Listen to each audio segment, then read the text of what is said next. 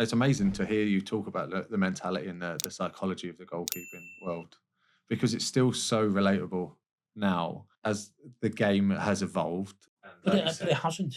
well, like you said, What's your job as a goalkeeper? people are it making up, more options for you to play out. There's more scenarios that are This changing. this is right all to do with everybody thinks it's changed, and I think it's changed because Sky want you to think it's changed. The media want you to think because it's all new. And they talk about modern football. So what is modern football? Modern football is about next Saturday. It can't be last Saturday because that's not It's modern. not the future. So you have to think about exactly what you're doing all the time. It's things don't really change. Do you know what I mean? It's just, and you as a coach, my job is to get inside your head, and then everything becomes easier for you. So it becomes much easier for you to say, well, say to some of the people, what's the first thing you do in the morning of a match? Wake up, have breakfast. Right, so you wake up and have breakfast. I wouldn't. I'd wake up and I'd look out the window. Yeah. They never think about looking out the window, because looking out the window tells me what sort of game it's going to be. Is it hot? Is it cold? Is it raining? Is it windy? These are things that you're taking into account, obviously, every day, though. But you have to sit and think about it. I say, right, okay, because you don't, because you look out the window and go, right, okay, it's raining. So, and I knew at Goodison that the wind blew from the top across, so I'd go and take my kicks from there, and I'd get it further. Yeah. Because I'd have the wind behind me on that corner. On that corner, yeah. And then if I was going the other way, I would take it to that corner because I knew it was more sheltered on that bit. Yeah. Then I would look at Be a bit more of a wind tunnel that side, yeah. So a lot of the times, so say when I did my own stuff, I'd go down with the kit man, and then we put the kit out.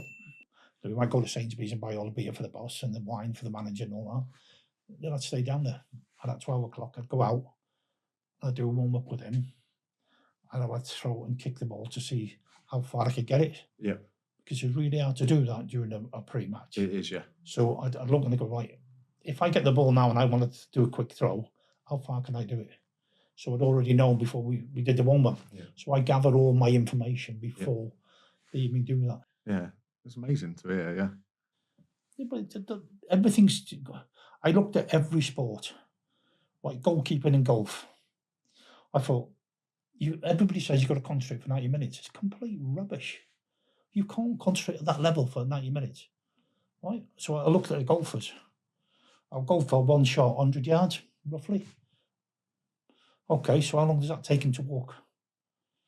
Right, so there's your save. Yeah. And then your next save. How does he keep his concentration there? So I think, well, okay, so we'll use traffic lights. So up that end, and then just do that. Yeah. So I'd never have it. And you seen, I think, Robert Green, World Cup, when he made that mistake? Yes. Because he blanked out. And he blanked out because he over-concentrated. Wow. So you've got to learn to take your concentration. So for the kids watching, you need to take your concentration up and down, like use traffic lights. So it's, green when the ball's in the opposition's half, amber when it's round the halfway line, and red when it crosses the halfway line. Yeah. And that's when you switch on. So it's a good way of breaking it down. Yeah, so it becomes easier. But I looked at boxers because you've got to have controlled aggression. You've got to move light on your feet, and you've got to be able to punch the ball. Yeah. I looked at weightlifters because you have to be strong. I looked at gymnasts because you've got to throw your weight into the top corner. You've got to learn to, roll properly. I looked at, for me, the life of me now, I still don't understand why hockey goalies come rushing out, right? Because the closer I get to the ball, the less time my eyes have got to see it. It's a small goal. Why don't you stay where they are for penalties? Yeah. You've got a chance of saving it. Yeah. And then wicket keepers, why did they go down to come up to go down? So I looked at all the other sports I could and tried to put bits out of them that would use it for me. Yeah.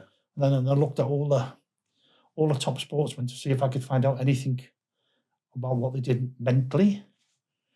So, like I say, I looked at all my own aromatherapy oils. Yeah. I looked at all my own food.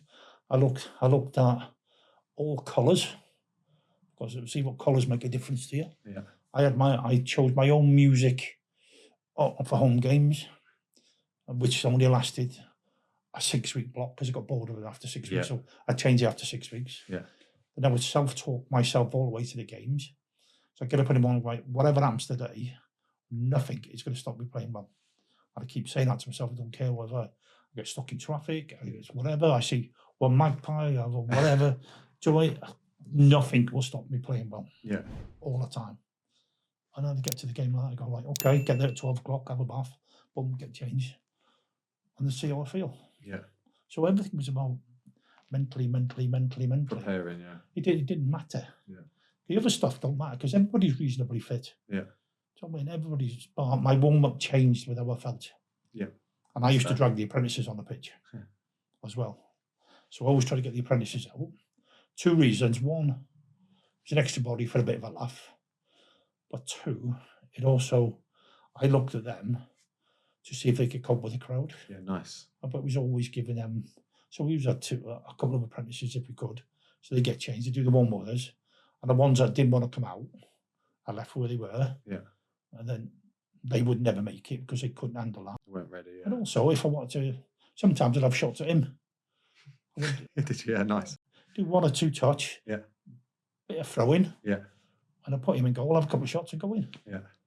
So it's all great experience for them as well. Well, if they see it the right way. But again, it was getting into their heads. Yeah.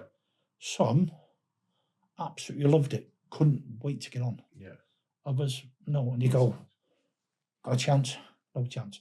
And just by doing that, it was easy to see who's going to be all right. Yeah. So if you couldn't handle the warm-up, you we got no chance. So everything for me was about pushing them mentally all the time. Yeah. And I think sometimes you've got to decide what you want out of life. If you want to, if there's any young goalies now watching this, right? The best thing they can ever do is get a diary. Get a diary, right? And then plan out your week. So what you've got in school, right? When you train, because obviously if you do, this is how stupid it used to be. I used to coach his team in Dover, right? So they play on a Sunday. Then they go in Monday and they'd have double PE or they'd have a rugby match. And then Monday night, if they lost on a Sunday, he'd want me to run them. And I go, that's just stupid. They've done loads. So, but you've got to make sure that you've got your right nutrition through the week for that, for starters. Then you've got to plot your sleep. Then you've got to go, okay, we've got training, which is fine. So first one, evaluate your training session. Like what you did really well, what you didn't do so well. So what you did well, why did you do well? What you didn't do so well, how can you change it next time? Same as a game on a Saturday or Sunday. Put down all your food and drink, your sleep, how long you're on your Xbox, if you're on your Xbox, or what type of music you listen to. So you're collecting data. Yeah, because you should get to know where fast music pushes your heart rate up. So with every time you push your heart rate up, it's got to come down. Your fizzy drinks and all that pushes your sugar levels up, which must come down. So there's quick sugars and there's long-lasting sugars, you know that. But this is a good way for them to get used to managing themselves. And also, if they've got the school stuff, you know that they're roughly eating the right stuff for school because they're going to come out and train at some stage. So maybe on that day of school, then they need to take their food more at lunchtime and in the afternoon before they get to training, and they can have some after. So the diary for me is a really good way for them and their parents to actually do it. But the kids could do it because I think they start coaching themselves, and you can have that conversation. What did I do well today? Well, I thought you did well. Why did you did well? And it becomes a conversation for your mum. And I find if you talk to women, they're 10 times more sensible than fellas talking about goalkeeping. They are massively, because women have a different attitude to stuff. They're more practical. They go like, yeah, but that's obvious. If I speak to my missus and go, well, that's obvious, isn't it? And I'm thinking, yeah, but he don't know that, does he? And he's playing for England. So for me, everything is about mentality.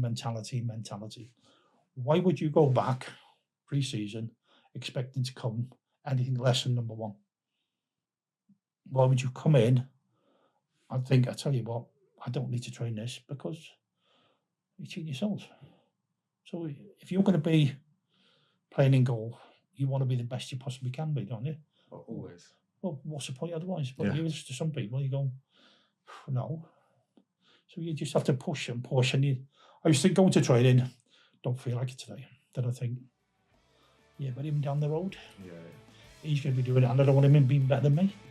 So some of my best training sessions were the training sessions that I didn't really want to go to.